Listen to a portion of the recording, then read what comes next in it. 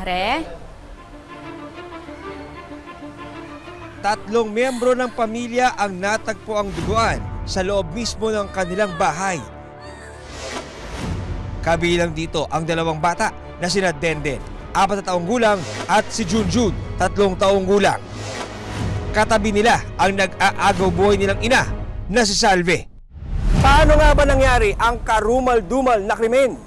Sino ang nasa likod ng pagpatay sa mga biktima at ano ang matutuklasan ng mga pulis sa kanilang investigasyon? Samahan niyo ako tuklasin ang katotohanan at hanapin ang katanungan sa likod ng kasong ito. Ako po si John Consulta para sa Pinoy Crime Stories.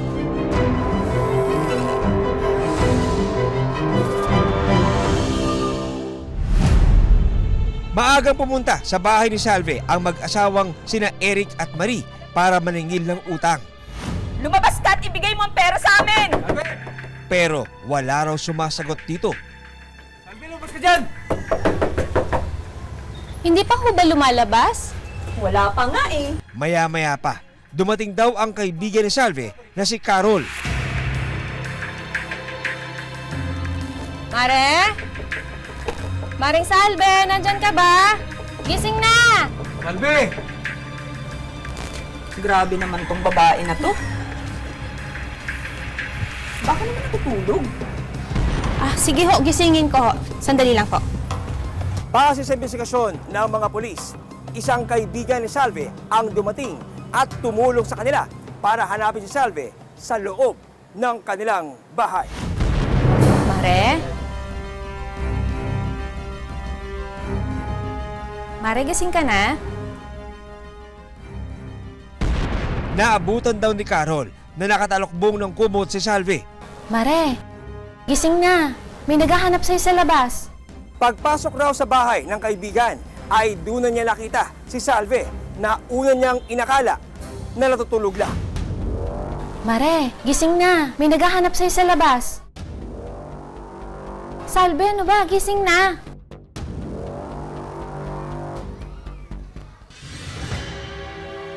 Tumambad sa kanya ang naghihingalong katawan ni Salve. Diyos ko, Salve! Agad hinanap ni Carol ang mga anak ni Salve na sina Denden at Junjun. Denden? Diyos ko, huwag naman. Nakita niya ring nakatalokbong ng kumot ang dalawang bata. Pagkatapos makita ang ina, sunod daw na nakita ng saksi ang isang bata sa kabilang kwarto na wala na ring buhay.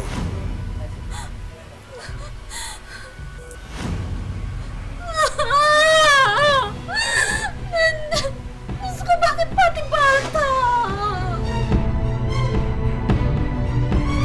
At ang isa pang bata na nasa tabi lang ni Salve na wala na ring buhay.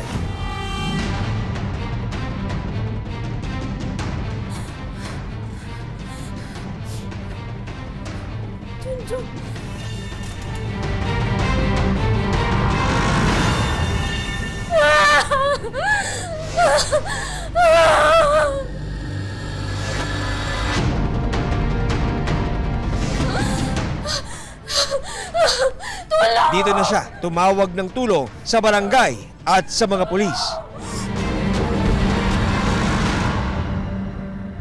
Ayon sa investigasyon ng mga pulis, tumawag sa kanila bandang alas 9 ng umaga ang kaibigan ni Salve na si alias Carol.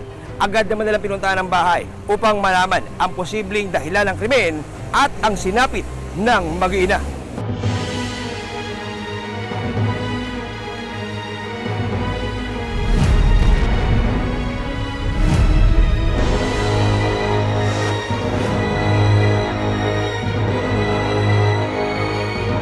Paano nga ba nangyari ang karumal-dumal na krimen? At sino ang nasa likod ng pamamaslang sa mga biktima?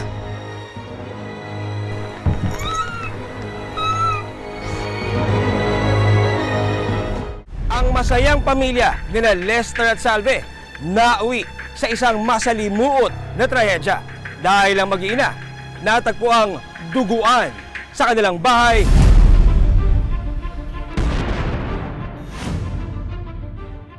Diyos ko, Salve!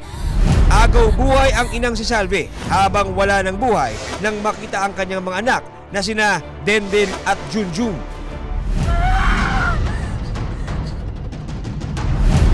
Base sa lumabas na resulta ng medico legal ni Denden at Junjun, las-las sa leeg ang ikinamatay ng dalawang bata.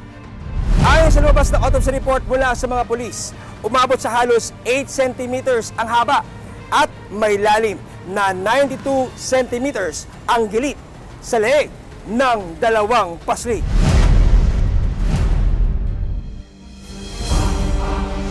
May pulso pa to. Agad namang isinugod sa ospital ang inang si Salve. Ang nakuhang ebidensya sa crime scene, isang dilaw na cutter. Natagpuan ko na lang po silang ganyan. Wala naman po kaming narinig na ingay at tahimik naman po yung buong bahay. Ayon sa mga nakuhang salaysay ng PNP, si Salve ay kilalang isang handler o tagahawak ng pera sa paluwagan sa kanilang lugar. Base na rin sa kwento ng kanyang mga kapitbahay, bilang handler ng online paluwagan, sa kanya dumadaan ang mga nagbabayad sa paluwagan at siya rin ang nagbibigay ng sweldo sa mga miyembro nito. Pero ito raw pala ang magdudulot ng matinding kalbaryo kay Salve. Oh, mga sis bestie ha, yung mga gusto pang humabol dyan para sa online paluwagan, pwede. Sa mga unang buwan ng kanilang paluwagan, naging maayos naman daw ang pagpapasweldo sa mga kasali rito. Bukod sa paluwagan, nagpapa-online raffle rin daw si Salve. At dun sa mga nag-iipon, kagaya ko, para sa pag-aaral ng kanilang anak, humabol na kayo at baka pwede kayong manalo ng 200 pesos na paraffle. Habang ang kanya namang asawa na si Lester, nagtatrabaho bilang isang electrician. Mag-end muna tayo ng ating pa-live, pero humabol lang kayo, mag-message kayo sa akin, okay? Bye-bye! Oh, ano? Nakasingil ka naman. Hindi nga eh. Out of reach eh.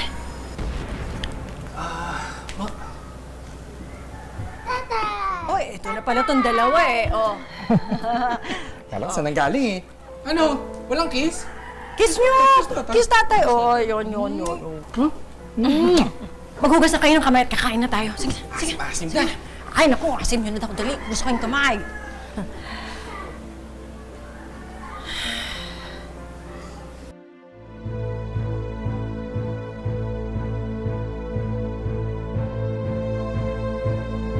Pero paglipas ng ilang buwan, nagsimula raw mamroblema si Salve. Hello ho. Naku, kahapon ko pa kayo tinatawagan eh. Reminder sana dun sa online paluwagan. Kayo na ho kasi yung... Ang ilan daw kasi sa mga kasali sa paluwagan, di umano'y hindi na naguhulog sa kanya. Bakit? May problema ba? Dahil dito, nabaon siya sa utang. Ayaw na akong sagutin eh. Kailangan ko yung pera na yun. Pangbayad para dun sa iba. Relax ka muna. Hanapan natin ng paraan. Isa sa mga posibleng dahilan daw ng pagkabaon ni Salve sa utang ay ang hindi pag-remit ng ilan sa kanyang mga membro. Dahil walang trabaho, wala rin daw ibang pagpakukunan si Salve ng perang pambayad sa mga hindi pa nakakasweldo sa online paluwagan. Hanggang ang problemang ito magiging mitsa ng mas malaking trahedya. Lakasan mo yung loob mo. Lumaban ka, please. Sa loob ng ospital, isang mahalagang impormasyon ang isisiwalat ni Salve.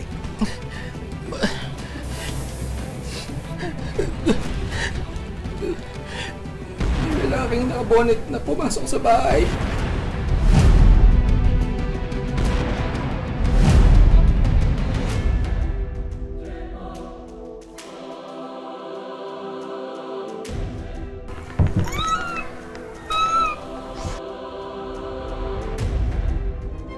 Mga sis bestie ha, yung mga gusto pang humabol dyan para sa online paluwagan, pwede pa. At para sa mga nag-iipon, kagaya ko, para sa mga anak nila, humabol na kayo.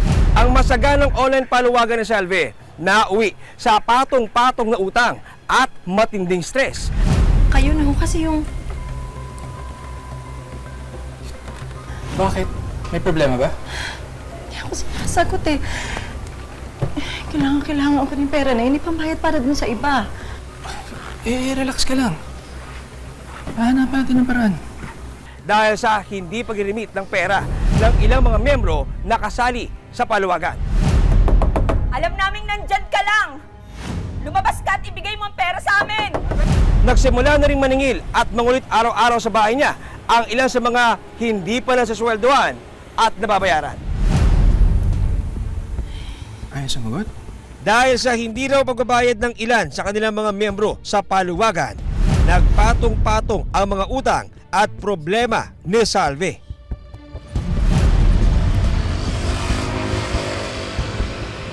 Ayon sa salaysay ng opisyal ng barangay sa kanilang lugar, ilang araw bago nangyari ang krimen sa mag-iina, may dumating raw na mag-asawa na nagrereklamo dahil sa hindi pagbabayad ng utang ni Salve. Scammer ka! Ang sabi mo, ganitong araw, bibigay mo yung pera namin. Ang Pero ano? utang umabot na raw sa higit 1 milyong piso. Pero ano? Wala! Puro ka paasa! Tama na. Pirmahan niyo na lang itong kasunduan para matapos na itong usapan natin na ito. Okay? Sige po, mauna po kayo. Magbayad ka. Nag-usap na raw sa barangay sina Salve at ang mga taong pinagkakautangan niya. Pasensya na mo talaga kayo. Ito magagawa ng pasensya. Dito ay napagkasunduan na magbabayad ng utang si Salve sa loob lang ng 5 araw.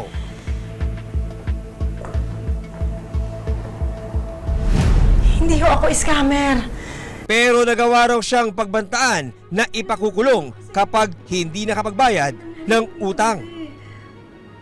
Baka naman ho kung pwede, huwag ninyong ipagkalat sa internet na scammer ako. Baka ho madamay pati ang pamilya ko. Sino ang lalaking tinutukoy ni Salve sa kanyang sulat? Mahal, lumaban ka. Malilit pa yung mga anak natin, mahal. Lakasan mo yung loob mo, lumaban ka, please. Mahal. Sa loob ng ospital kung saan nagpapagaling si Salve, isang impormasyon ang kanyang isisiwalat.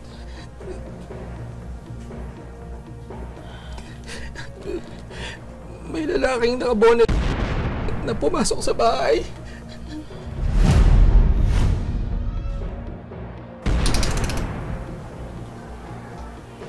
Sino ka? May kinalaman ba siya sa nangyaring krimen?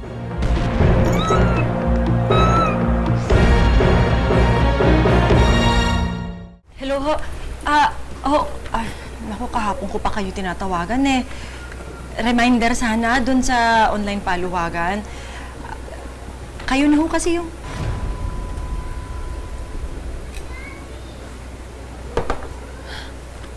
Yan naman oh. Bakit? May problema ba? Kailangan ko yung pera na yung pambayad para dun sa iba. Nabaon sa utang ang inang si Salve dahil sa hindi umano pagbabayad ng ilang membro ng hawak niyang paluwagan. Ayon sa Municipal Police Station ng Philippine National Police, umabot na sa higit kumulang 2 milyong piso ang pinagkakautangan ni Salve sa kanyang mga membro. Scammer ka! Ang sabi mo, ganitong araw, bibigay mo yung pera namin. Pero ano? Wala! Puro ka paasa! Dahil dito, inireklamo siya sa barangay at kung hindi nakabayad, ipapakulong daw siya ng mga pinagkakautangan niya. Siguro talaga scammer ka! Hindi ho ako scammer. Dahil online paluwagan lang ang trabaho ni Salve, namumroblema raw siya kung saan kukunin ang pambayad ng utang at kung kanino hihingi ng tulong ayon sa mga otoridad. Sir, tingnan ho ninyo itong pinagpo-post nila. Hanggang si Salve, ipinahiya na rin daw ng ilang mga miyembro online. Sir, baka mamaya ako pati pamilya ko madamay eh. Lumipas sa mga araw na dala-dala raw ni Salve ang takot at pangamba sa mga taong pinagkakautangan niya. Yung pamilya mo lang ang inisip mo? Eh paano yung pamilya ko? Inaasahan din ng pamilya ko yung perang yun!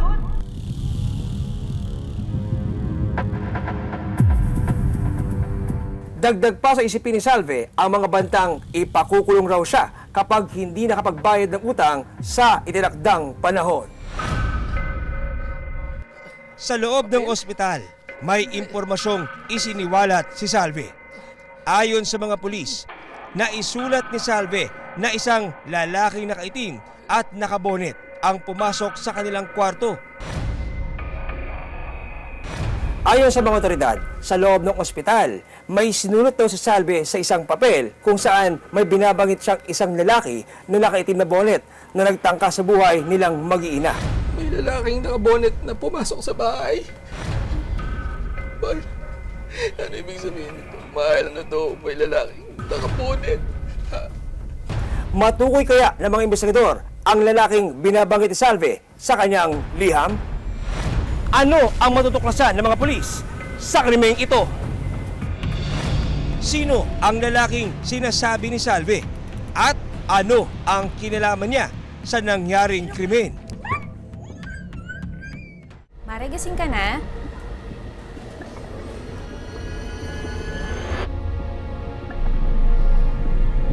Diyos ko, Salve! Tatlong miyembro ng pamilya natagpo ang duguan sa loob ng kanilang bahay na itakbo pa sa ospital ang inang si Salve. Pero ang kanyang dalawang anak, inabutang wala ng buhay ng mga taga-barangay at kapulisan. Paano nga ba nangyari ang krimen?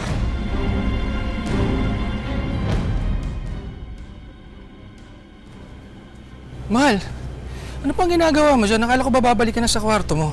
Matulog ka na. Nga dito. Alis ka na ba? Mag-iingat ka, ha? I love you. I love you too. Ano, ikaw na bahala sa mga bata? Umalis ng bahay ang asawa ni Salve na si Lester para magtrabaho. Ayon sa mga pulis, namomroblema na ng mga sandaling yun si Salve dahil sa utang. Matapos umalis ang kanyang asawang si Lester sa kanilang bahay, muling bumalik sa kanilang kwarto si Salve. Dito na nangyari ang karumal-dumal na krimen sa kanilang mag-iina. May lalaking nakabonet na pumasok sa bahay. Habang nasa ospital, isiniwalat daw ni Salve sa kanyang asawa na isang lalaking nakaitim at nakabonet ang pumasok sa kanilang bahay. Lumalabas sa investigasyon ng mga pulis na walang ibang taong pumasok sa loob ng bahay ni Salve na maaaring gumawa ng karumal-dumal na krimen. Bukod sa walang forced entry, wala ring armed struggle o bakas ng panlalaban si Salve. Sir, may pulso pa to. Ayon sa ibinahaging salaysay ni Carol sa PNP, nakita niya ang cutter na posibleng ginamit sa krimen na hawak daw ni Salve. Pero sa investigasyon ng mga pulis, walang forced entry na nangyari sa bahay. Hindi rin daw magulo ang bahay ng abutan ng mga pulis. Ayon sa ibinahaging salaysay ni Carol, nakita niya ang cutter na posibleng ginamit sa krimen na hawak daw ni Salve. Dahil sa mga ebidensya at salaysay ng mga saksi, itinuring na suspect sa krimen ang inang si Salve. Yung pamilya mo lang ang inisip mo? Eh paano yung pamilya ko? Inaasahan nilang pamilya ko yung perang yun! Scammer ka! Base sa investigasyon ng mga polis, unang pinatay ni Salve ang anak na si Junjun at pagkatapos ay ang isa pa niyang anak na nasa kabilang kwarto na si Denden.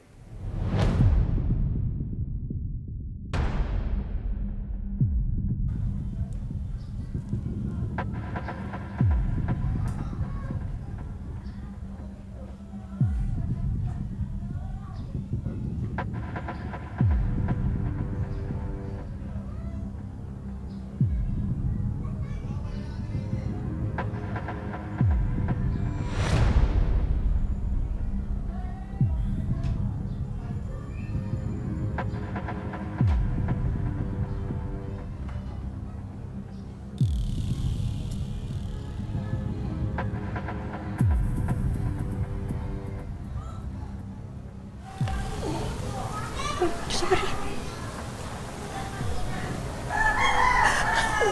Sorry, anak. Sorry.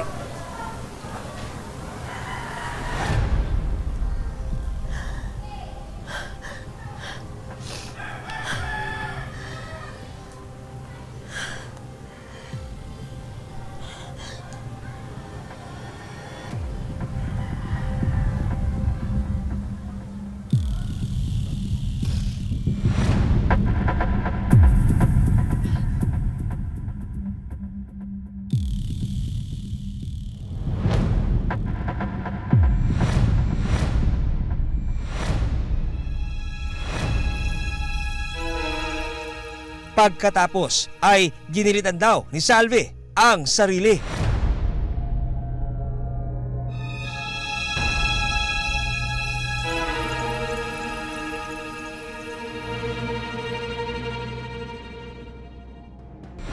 Kasong parricide ang isinampa laban kay Salve.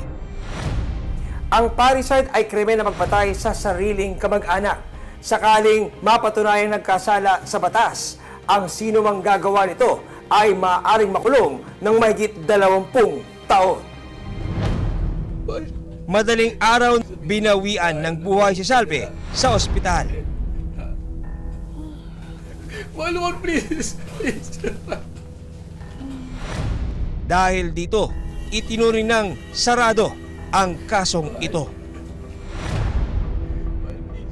Hanggang sa susunod na Sabado, para sa patuloy na pagtuklas ng katotohanan at paghahanap ng katarungan, ako po si John Consulta para sa Pinoy Crime Stories.